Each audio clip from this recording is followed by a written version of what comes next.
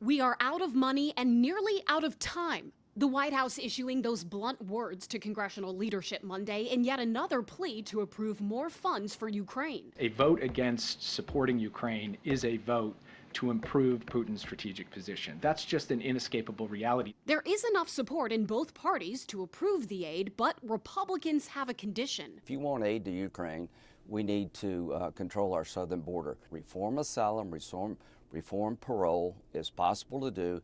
Democrats don't want to do it. All Republicans want to do it. Democrats back President Biden's proposal that includes additional asylum officers, immigration judges, and border agents, and argue what Republicans want would deny protection for vulnerable people without actually improving the border crisis.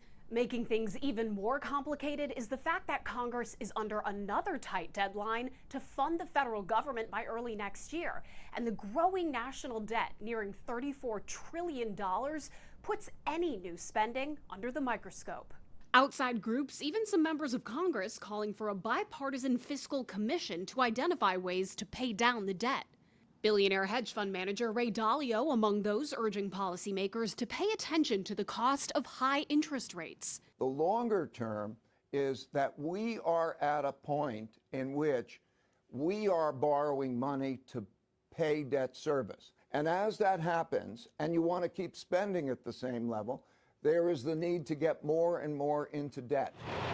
Lawmakers have to decide, and soon, if new spending, whether it be for Ukraine, the border, or other security priorities like Israel and Taiwan, is indeed worth the price now to avoid paying for a larger conflict down the road.